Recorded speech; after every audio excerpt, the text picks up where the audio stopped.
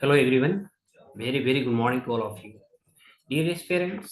जैसा कि अभी हमने देखा था कि इस साल 2023-24 का हमारा फाइनेंशियल ईयर चल रही है। इस फाइनेंशियल ईयर में आपने देखा कि जो हमारा फाइनेंशियल ईयर में हर डिपार्टमेंट जितने भी हमारे पास सेक्टर्स हैं, सभी सेक्टर वाइज सरकार की अलग से हम कह सकते हैं एलोकेशंस रहा है, आवंटन भी किए हैं हर क्षेत्रों को आगे बढ़ाने हेतु। इस क्षेत्रों में आज हम लोग बात करने वाले हैं कि भारत सरकार जो है, ये भारत का जो हेल्थ केयर हमारा जो सेक्टर्स है, ये हेल्थ केयर सेक्टर्स में क्या सरकार की इसमें कह सकते हैं कंट्रीब्यूशंस रहा है। क्योंकि ये देखा जाए तो 2019 के बाद से यदि देखा जाए तो भारत विश्व पूरे कोरोना जैसे वैश्विक महामारी से कहीं ना कहीं कह सकते विक्टिमाइज रहा है, शिकार रहा है।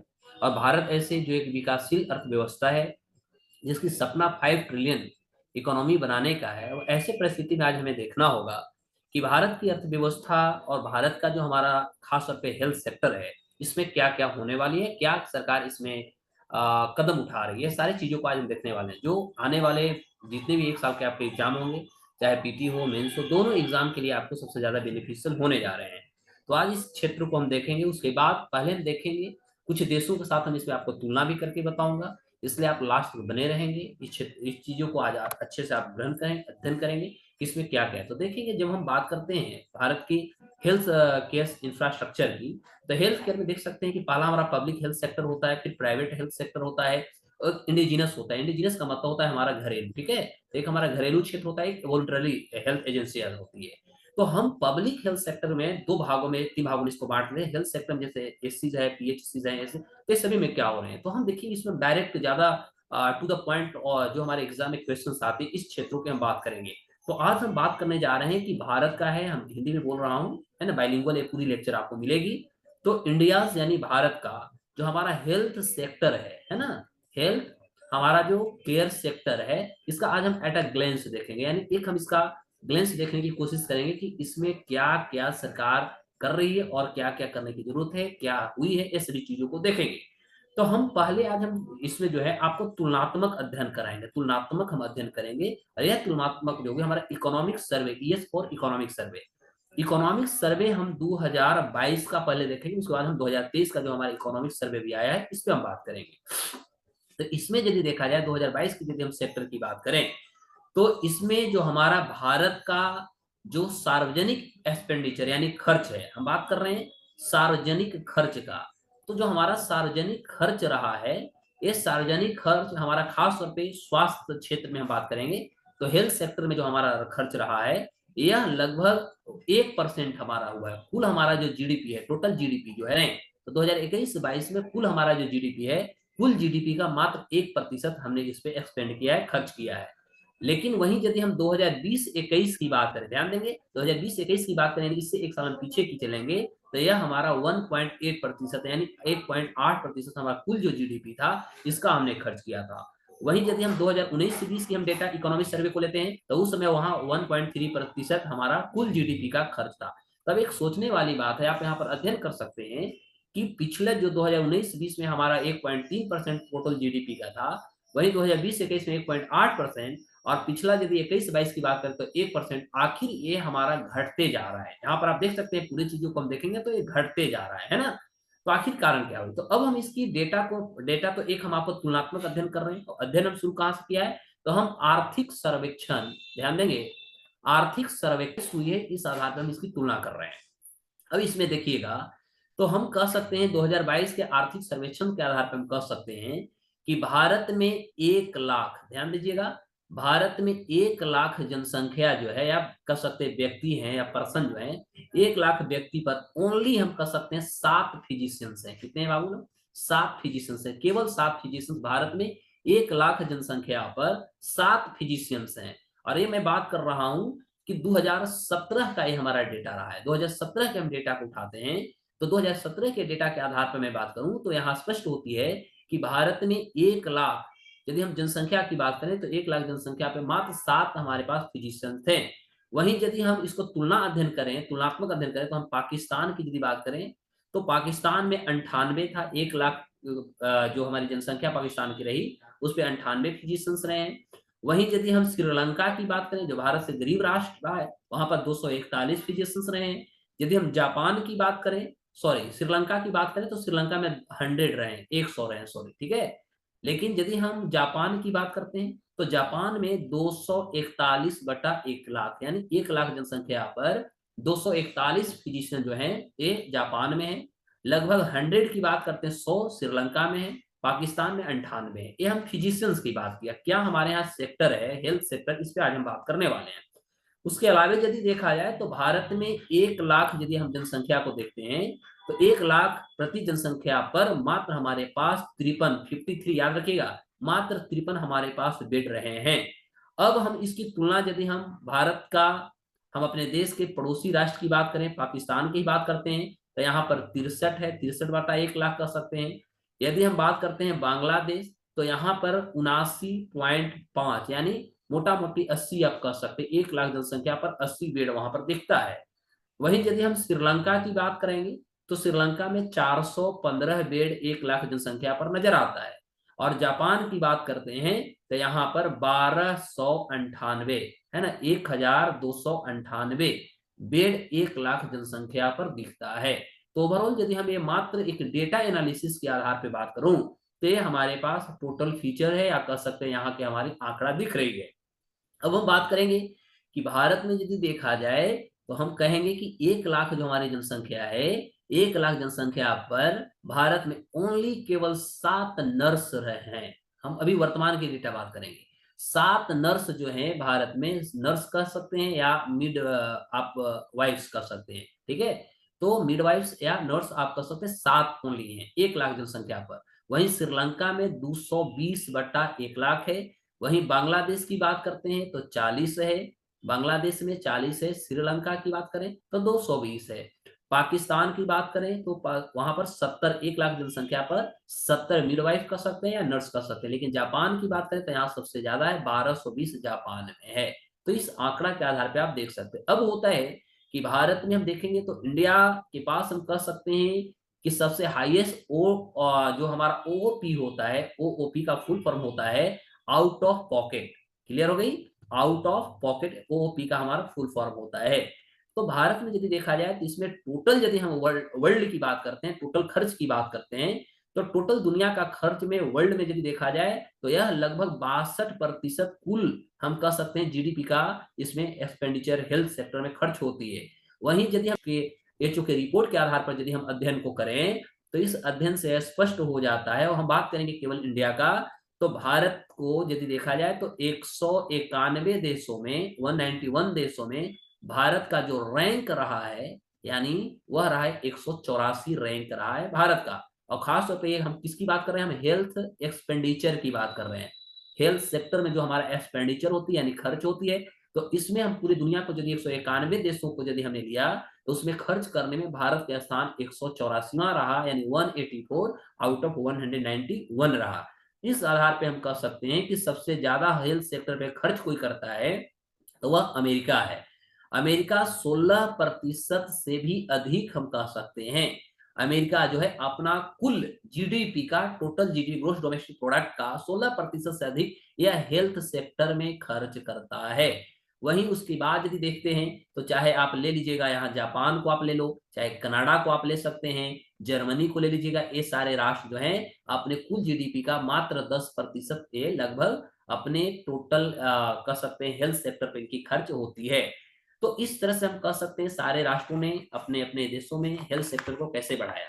अब प्रश्न होता है कि ये तो हम 2022 के जो हमारा इकोनॉमिक सर्वे था, इस इकोनॉमिक सर्वे के आधार पे बात किया। अब हमारे 2023 के इकोनॉमिक सर्वे में क्या क्या इसके लिए आई है, तो मैं आपको स्पष्ट कर दूं कि यदि हम इकोनॉमिक सर्वे यानी आर्थिक समीक्षा, है ना, आर्थिक समीक्षा, यदि हम 2023-24 की बात है या 23 की हम बात करें तो इसमें मैं आपको बता दूं कि गवर्नमेंट ऑफ इंडिया, भारत सरकार जो है, गवर्नमेंट ने कहा है कि अब हम हेल्थ सेक्टर में जो भी हमारा जीडीपी है, यह जीडीपी का हम 2.1% इस पे खर्च करेंगे। मतलब जहां पर पिछले साल हमारा 1% था, इसको अब हम बढ़ा के 2.1% पर लाए हैं। तो आने वाले एग्जाम में आपसे पूछा जा सकता है कि हेल्थ सेक्टर में भारत सरकार अब कितना खर्च करने की बात कर रही है। तो पहले 1% था, अब इसको हम बढ़ा करके 2.1% कर चुके हैं। Digit okay. तो इस आधार पे हम कह सकते हैं कि टोटल, अब हम कह सकते हैं कि हेल्थ एक्सपेंडिचर जो है हमारा, टोटल हेल्थ एक्सपेंडिचर जो है टीएचई, यह अब हमें पहले की अपेक्षा इसमें कुछ ग्रोथ या कह सकते हैं सर्ज हुआ है बढ़ा है। अब इस तरह से हम कह सकते हैं कि फाइनेंशियल ईयर यदि हम 2014 की बात करें तो उस समय हमारे पास 28.6%, ध्यान देंगे 28.6% ये हमारा टोटल हेल्थ एक्सपेंडिचर था। जो फाइनेंशियल ईयर यदि हम 19 की बात करते हैं, 2019 की बात करते हैं, तो यह हमारा 40.6% हो चुका था।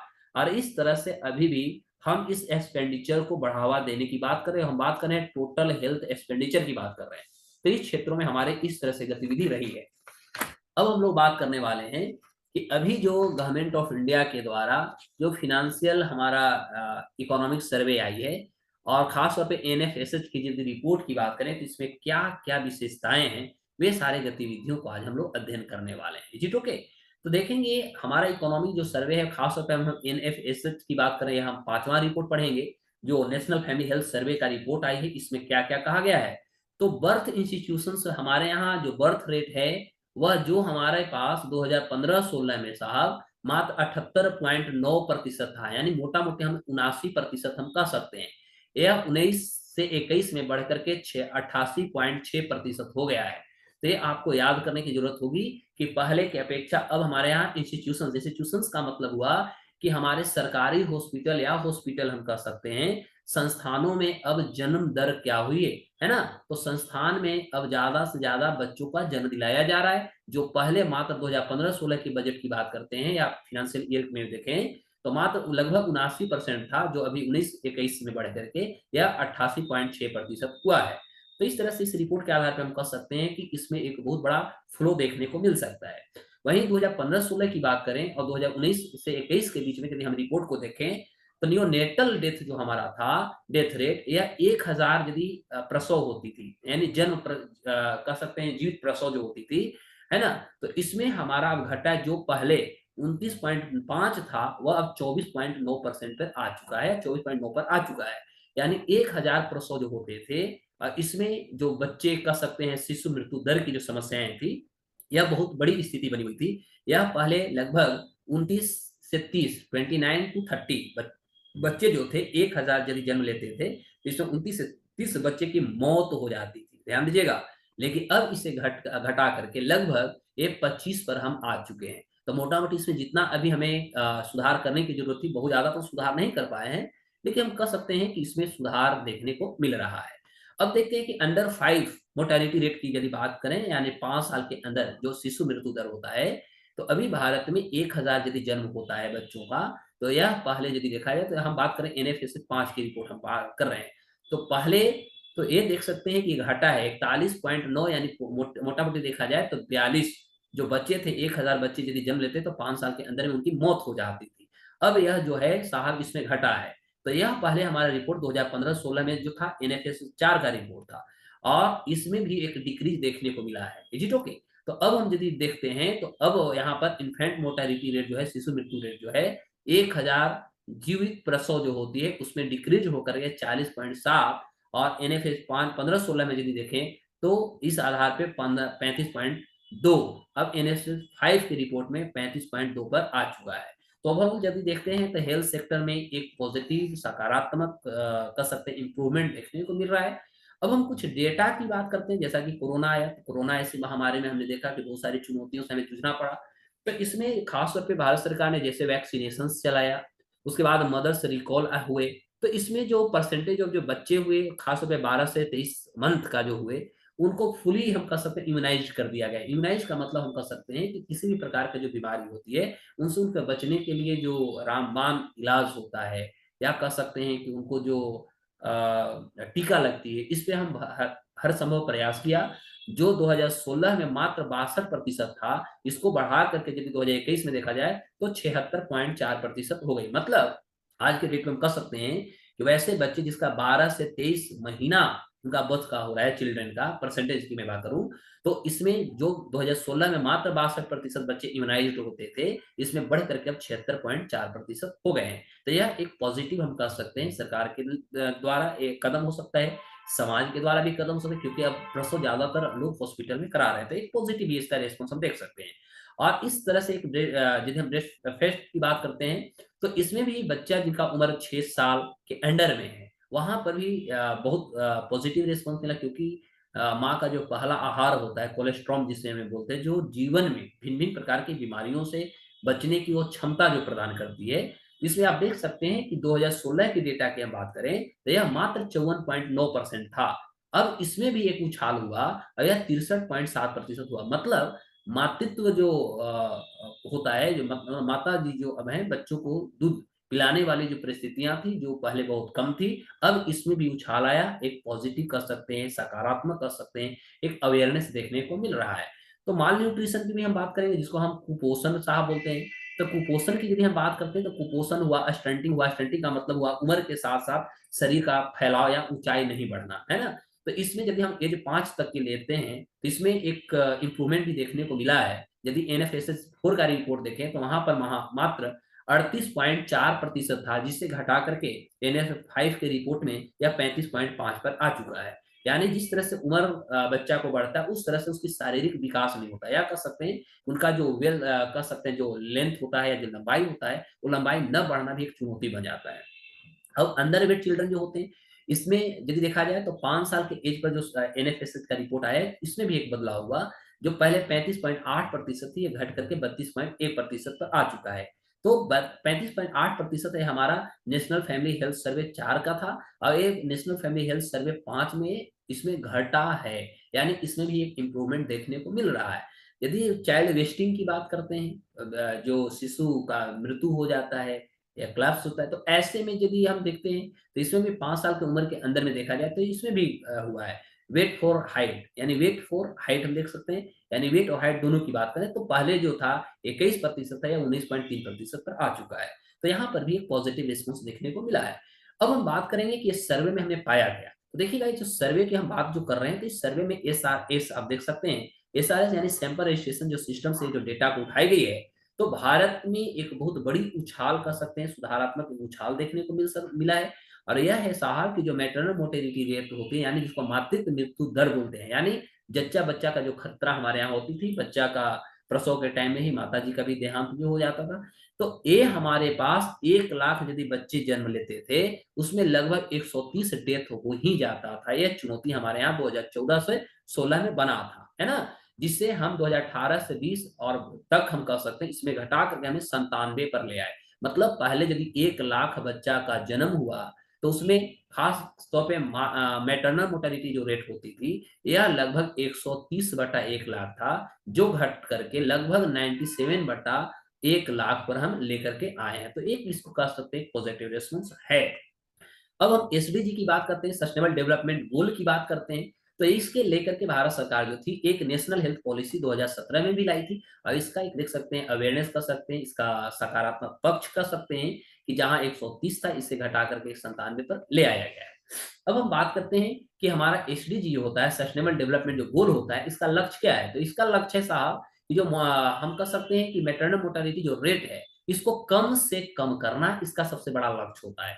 तो एसडीजी में हमें टोटल 17 फैक्टर्स को स्टडी करना होता है, और इस 17 फैक्टर्स में हमारा न्यूट्रिशन का पार्ट होता है, नो पॉवर्टी का पार्ट होता है, नो एम्प्लॉयमेंट अनएम्प्लॉयमेंट का पार्ट, ये सारे चीजों को हम देख करके 17 पार्टों में इसको बांट के हम स्टडी करते हैं।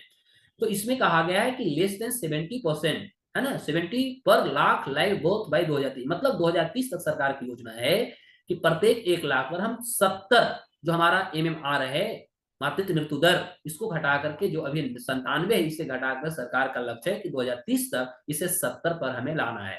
उसके बाद यदि हम बात करते हैं तो भारत के कुछ ऐसे 8 स्टेट्स हैं जिसपे सबसे ज्यादा इस पे ध्यान देने की जरूरत है। जैसे कर्नाटका है, तो कर्नाटका में की सरकार, कर्नाटक में 69 की बात हो रही है, झारखंड 56 लाने की बात कर रहा है, गुजरात 57 है, केरला में 19 है, महाराष्ट्र में 33, तेलंगाना में 43 और आंध्र प्रदेश में 45। तो इस तरह से कुछ राज्य जो हैं, भारत के कुछ 8 ऐसे राज्य हैं वहां पर 2030 तक, और उससे भी मतलब हम कह सकते हैं कि जो ये 70 की बात हो रही है ये हमारा नेशनल है। ध्यान दीजिएगा, ये हमारा क्या है, नेशनल है, यानी राष्ट्रीय है, सरकारी भारत सरकार का गैजेट कह रहा है। लेकिन कुछ ऐसे राज्य जो हैं इस पे बहुत अच्छे काम कर रहे हैं, और उनका कहना है कि नहीं हम और इस पे कम करने की कोशिश करेंगे, इसमें जो भी होगा सरकार, जो राज्य सरकार होगी इस पे अपने कदम उठाएगी।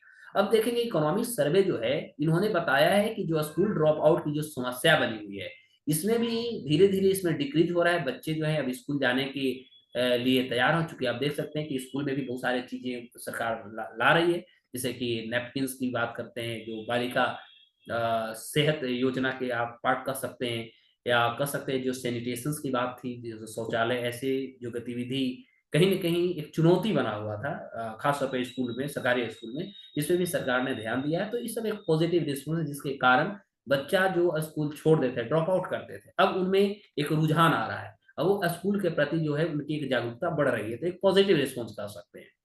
तो वर्तमान के कुछ सालों में यदि देखा जाए, तो इसमें एक बहुत बड़ी उछाल देखने को मिला है। चाहे लड़का हो या लड़कियाँ, मैं दोनों की बात कर रहा हूँ।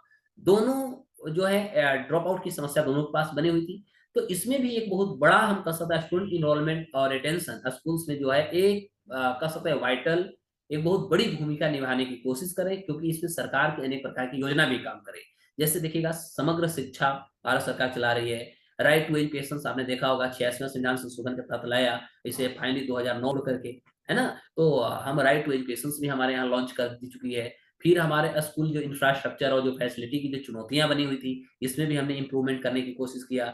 फिर रेसिडेंशियल हॉस्टल बिल्डिंग को भी तैयार किया जा रहा है। टीचर की अवेलेबिलिटी जो कमी थी, शिक्षक को जितना चाहिए था, वो नहीं थे, इसमें भी काम किया जा रहा है। रेगुलर टीचर ट्रेनिंग भी वहाँ कराई जा रही है। फ्री टेक्स्ट बुक, जैसा कि आप देख सकते हैं कि सरकार ने न्यू शिक्षा पॉलिसी भी लाई है, और इसके अंतर्गत खास तौर पे जो हमारे थ्योरी जो पढ़ाई होती थी, इसको अब हम धीरे-धीरे कम कर रहे हैं, और हम प्रैक्टिकल की ओर आगे बढ़ रहे हैं, जहाँ पर हम स्किल डेवलपमेंट करने की हम कोशिश कर रहे हैं। यूनिफ़ॉर्म सरकार ने किड्स के लिए लाई है, कस्तूरबा गांधी बालिका विद्यालय लाई गई है, प्रधानमंत्री पोषण स्कीम्स लाई गई। तो इस तरह के मिड डे मील भी आप इसका पार्ट रख सकें। तो इस तरह की बहुत सारी योजनाएँ जो है गवर्नमेंट ऑफ इंडिया के द्वारा, राज्य सरकार के द्वारा ये सब चलाई जा रही है, जिससे कि हम कह सकते हैं कि ऐसे चुनौतियों से बचा जा सके, तथा ड्रॉप आउट जैसी जो चुनौतियाँ बनी हुई है स्कूल में, बच्चे ड्रॉप आउट की समस्या से निकलेंगे और स्कूल की तरफ वो मूव करेंगे, अट्रैक्ट होंगे। इसको लेकर के सरकार काम कर रही है।